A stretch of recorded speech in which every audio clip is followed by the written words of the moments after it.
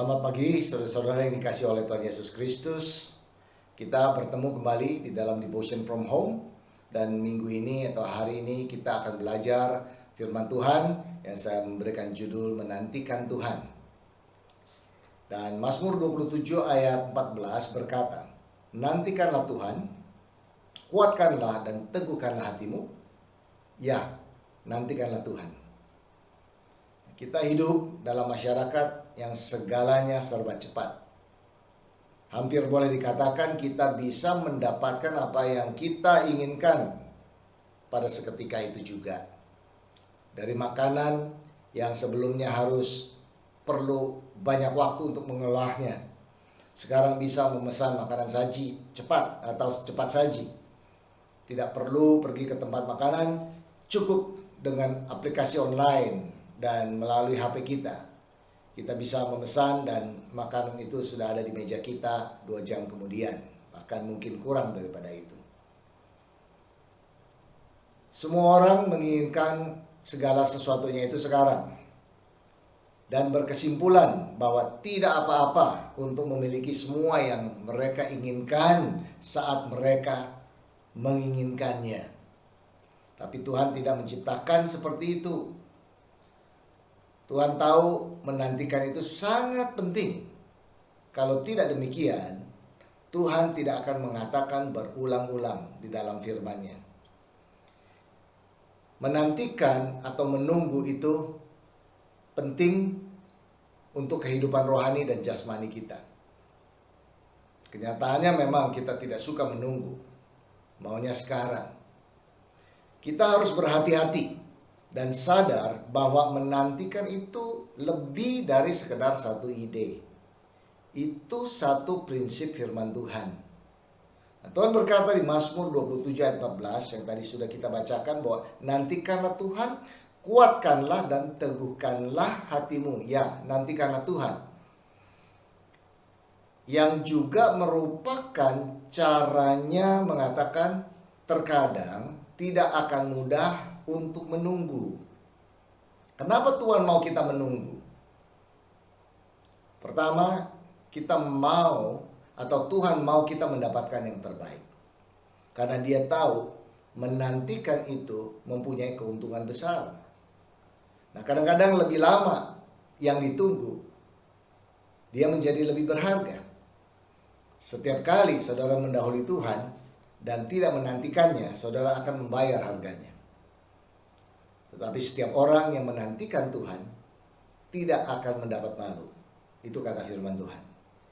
Mari kita lihat di Yesaya 40 ayat 28 sampai 31 dikatakan seperti ini.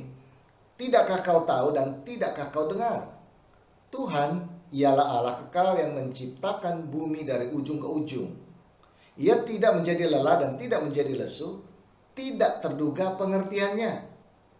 Dia memberi kekuatan kepada yang lelah dan menambah semangat kepada yang tiada berdaya. Orang-orang muda menjadi lelah dan lesu, dan teruna-teruna jatuh tersandung. Tetapi orang-orang yang menanti-nantikan Tuhan mendapatkan kekuatan baru.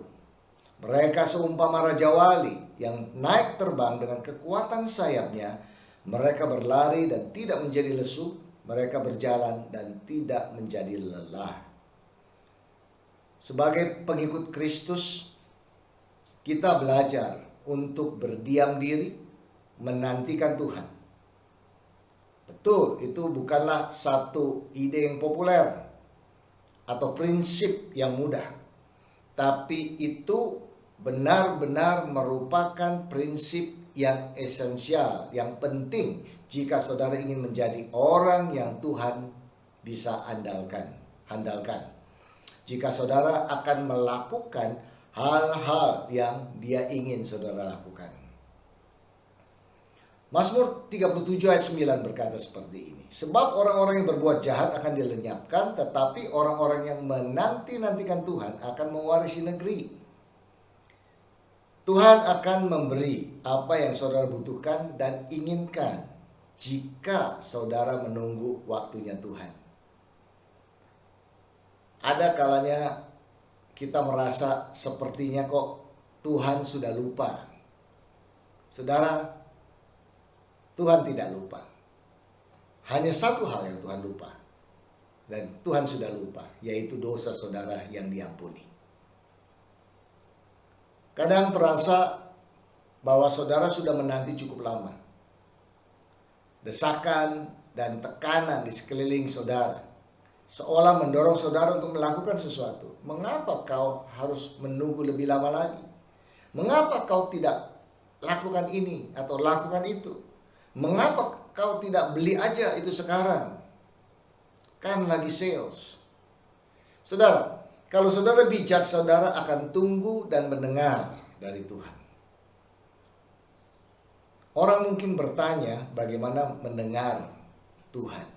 Itu satu topik pelajaran yang terpisah yang bisa kita ajarkan nanti. Tapi yang pasti kita bisa mendengar Tuhan. Semua kita bisa berdoa, bukan? Nah, ada saat dimana ketika saudara berdoa dan minta sesuatu yang saudara inginkan, dan Tuhan menjawab untuk saudara berhati-hati. Jangan sekarang. Atau ketika saudara ingin membeli barang tertentu dan saudara mengatakan, Tuhan tidak menghentikan saya, jadi itu pasti baik-baik saja. Bukan begitu caranya. Kalau saudara menanyakan sesuatu kepada Tuhan, maka saudara juga wajib menunggu sampai Tuhan memberi izin untuk saudara lakukan. Pertanyaannya, bagaimana tahu bahwa Tuhan sudah kasih izin atau belum? Bagaimana caranya menantikan Tuhan? Sederhana, saudara, dengan berdoa. Nah, seringkali kita berdoa satu arah. Kita terus yang berdoa, kita yang berkata-kata, permohonan kita terus menerus, dan kita tidak mengizinkan satu kesempatan berdiam untuk mendengarkan Tuhan. Tuhan tetap berbicara, dan banyak kali Tuhan berbicara melalui firman-Nya. Jadi sewaktu kita berdoa, kita juga merenungkan firman-Nya, kita membaca firman, kita berdiam diri, mengizinkan Roh Kudus berbicara kepada kita melalui firman-Nya. Nah, bagaimana menantikan Tuhan? Yang pertama adalah dengan kesabaran. Tuhan mendengar sejak pertama kali saudara bermohon. Jangan menjadi tidak sabar dan mulai komplain, bercerita kepada orang lain apalagi, dan berharap mendapat simpati dari mereka.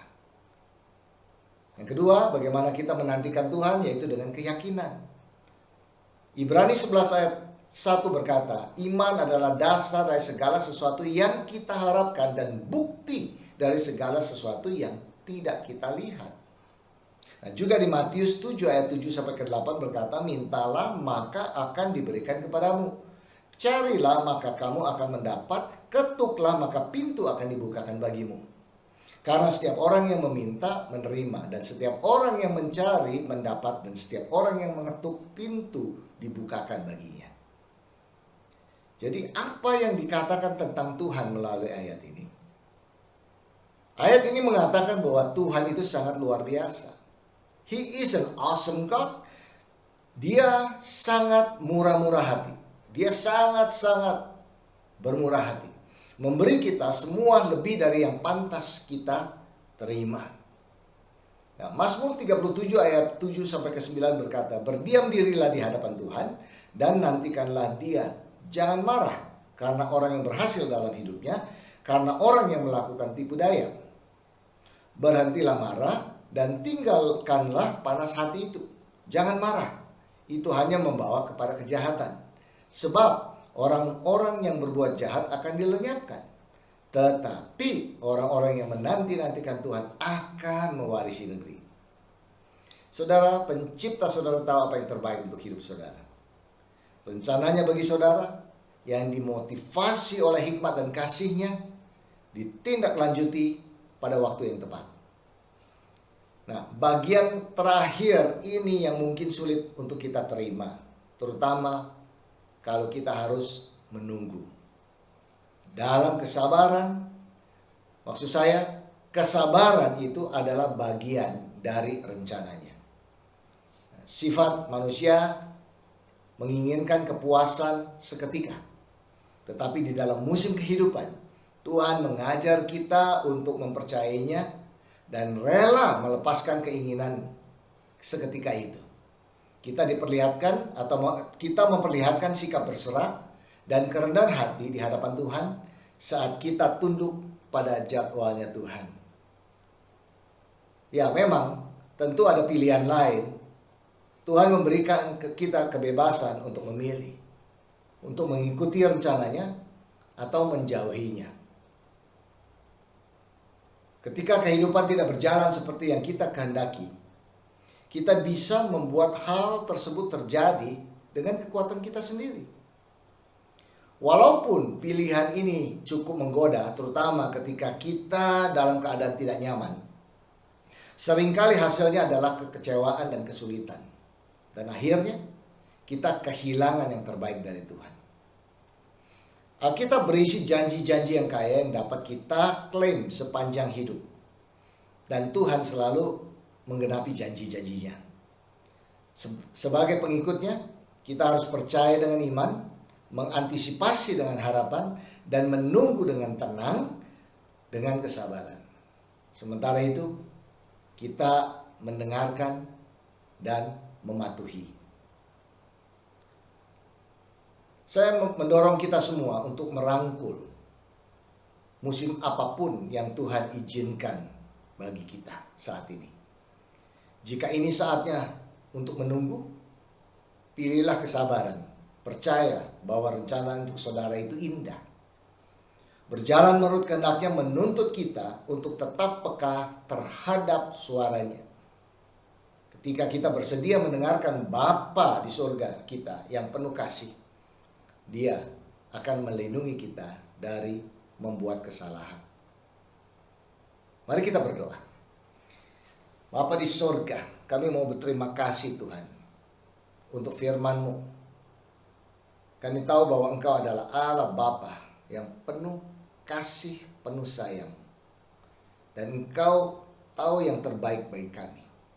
Dan pada saat ini Tuhan, kalau Engkau mengizinkan musim-musim dalam kehidupan kami, di mana kami belajar harus berdiam diri, mendengarkan, menantikan Tuhan.